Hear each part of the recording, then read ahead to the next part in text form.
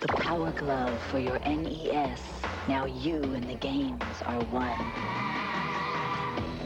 In the year of our Lord 2025, computer software hasn't yet reached the point where we can directly interface with programs using our minds. Instead, we have to put up with the annoyance of actually picking up a controller and moving our fingers and hands to manipulate buttons, sticks, and mouses. It's often easy to take for granted just how much this has shaped the ways games are designed. Putting aside keyboards for a second, the controller layout that's become the norm is limited in the ways that it is due to the reality of our anatomy. Standard designs only have around 14 buttons for game inputs, give or take depending on how you count it, and only 2 sticks for analog control. Considering how complex many games have gotten over the decades, it seems inevitable that controllers wouldn't be able to have a button for every possible choice the developers might want to give the player. For example, Demon's Souls has many different consumable items, but there aren't enough buttons on the controller to support having multiple bound to separate inputs without any overlap in other controls.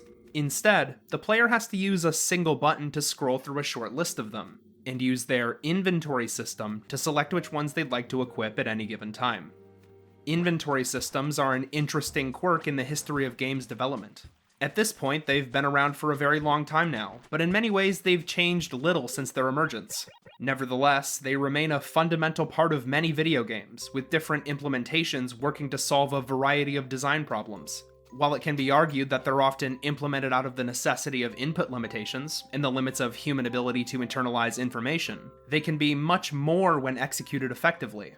At their core, many inventories are glorified menus, but some developers have found mechanical and aesthetic tricks to make these systems more engaging. It's first worth noting that inventory systems are older than digital games.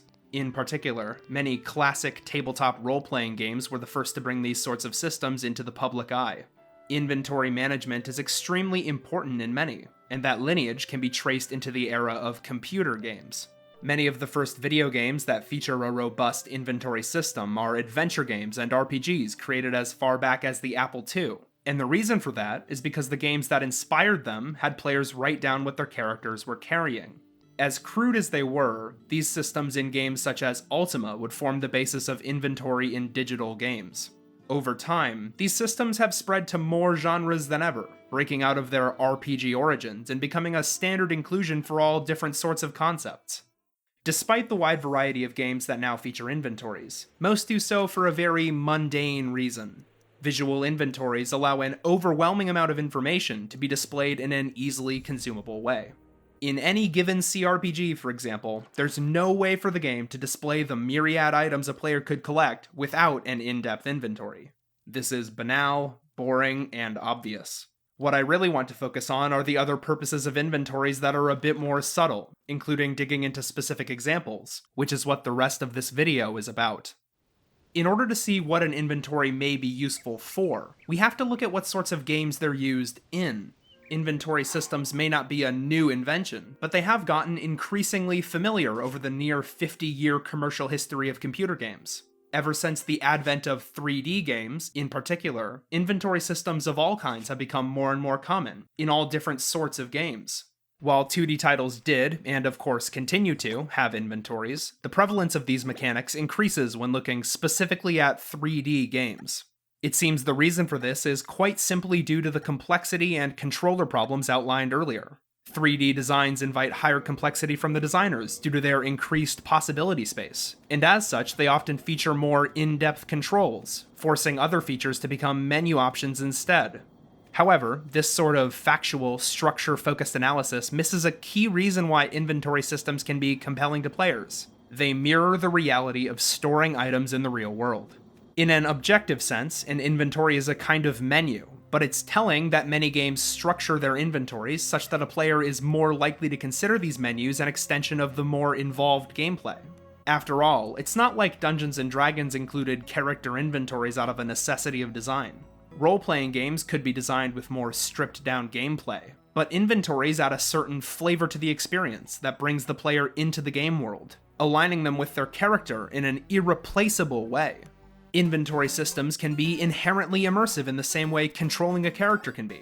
It's a reflection of reality's baseline, something so core that we can't help but be sucked in by it.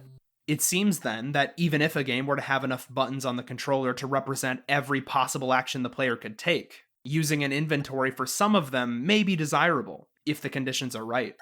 Looking at it this way, it makes perfect sense why 3D games so often feature an inventory. In addition to controller constraints, they more often attempt to mimic reality or be immersive to one degree or another, and so inventory systems become an obvious choice. Of course, not every inventory is equivalent. If you have things, you must also have a way to store them. But not only are there a plethora of different mechanical designs, there are also many ways to flavor them aesthetically. That may sound like an unnecessary thing to say, but it really is worth hammering home how much the visuals of an inventory, or the items within, inform our perception of it. Maybe an example is in order. Zelda Echoes of Wisdom has a large list of echoes the player can use, accrued over the course of runtime, which the player goes through a menu to select. It would be hard to say that this doesn't count as an inventory, at least in principle, but something about it doesn't feel sufficiently inventory-ish. That feeling is impossible to quantify, of course, but it's worth examining why this particular inventory doesn't spark the same emotional reactions that others do. Funnily enough, Echoes of Wisdom provides a separate system that gives a lot of clarity on the issue.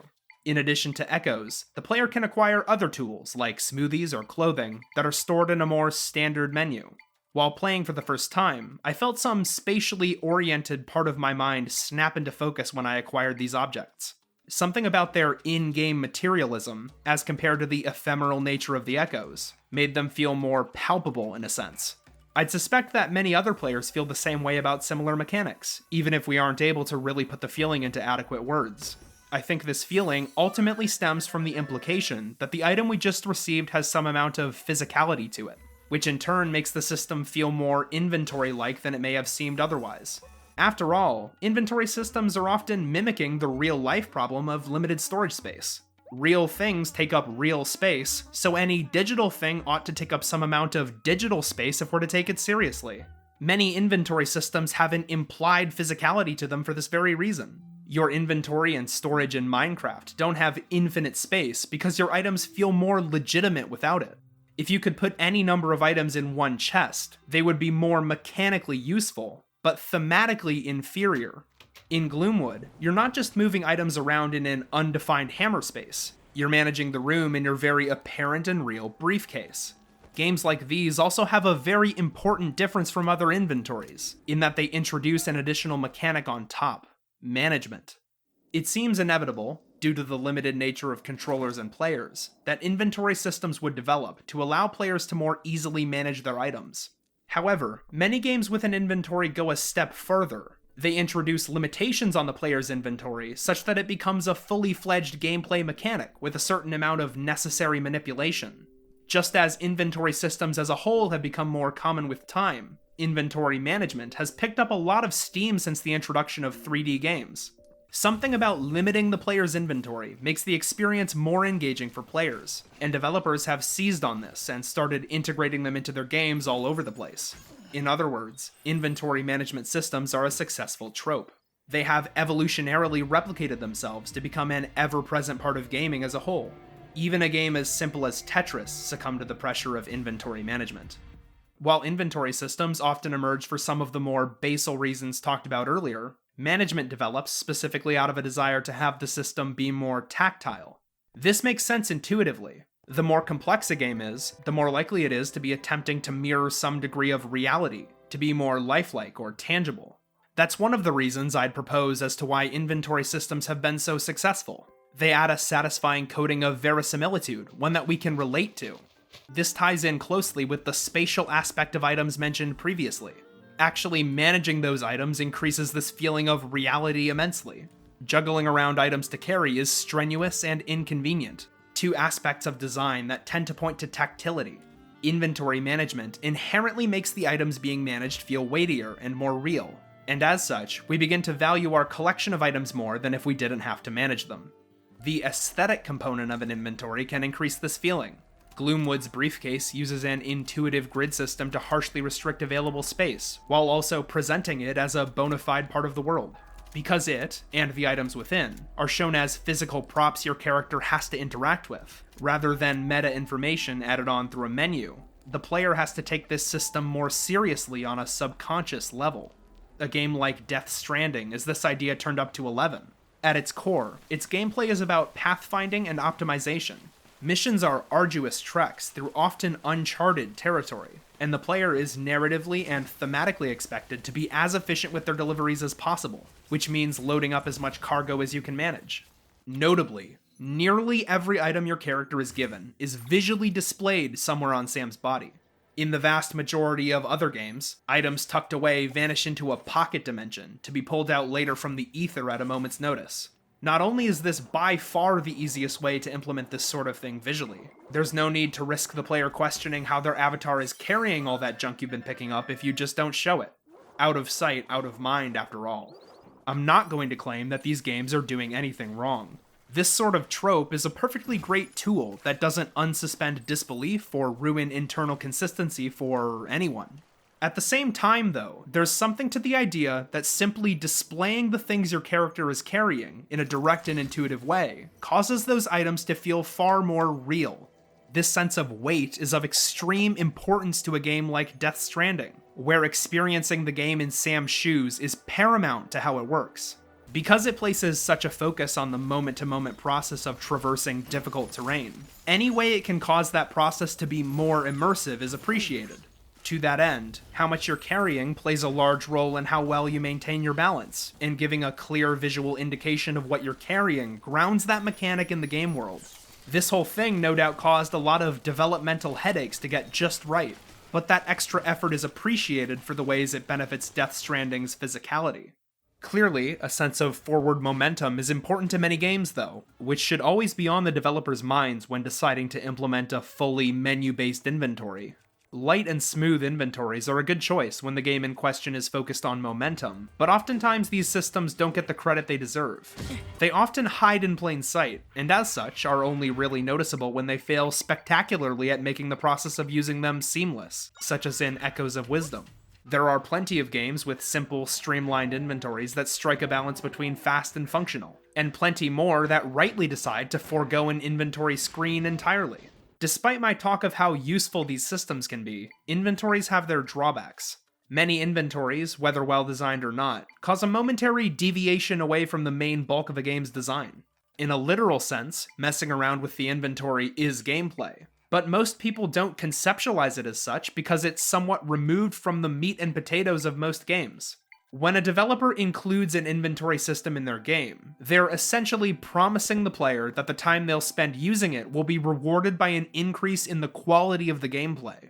Moments where the player is interacting with a menu should ultimately serve to better the experience as a whole, and when they don't, players are quick to notice the broken promise. Still, an inventory shouldn't be denigrated simply because it's removed from the core of the gameplay.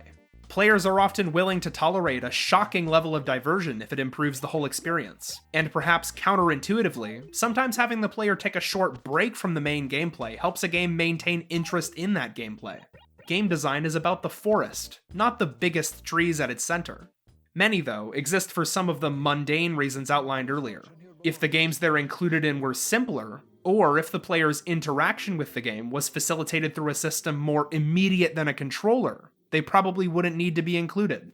It's extremely important to keep in mind why certain designs have become staples.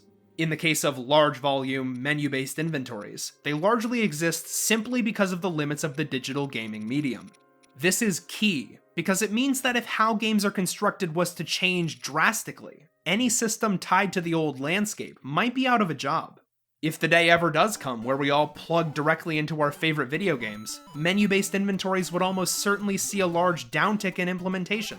In many ways, direct mental control over a game could be the equivalent to having a controller with an arbitrarily large number of buttons, and a player with the faculties to instantly understand how to use them.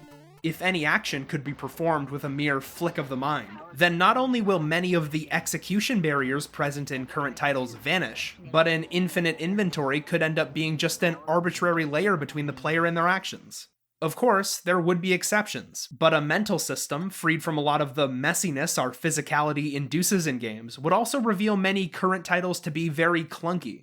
In one of the most common ways this problem could be avoided, management could save the system from irrelevance. This extra layer of decision-making on top of merely storing items serves as excellent future-proofing. Turning the inventory from a menu into a mechanic means it serves a role in the process of actually playing the game. An important thing to keep in mind when all the aids that currently exist due to our physical forms are revealed to be fluff.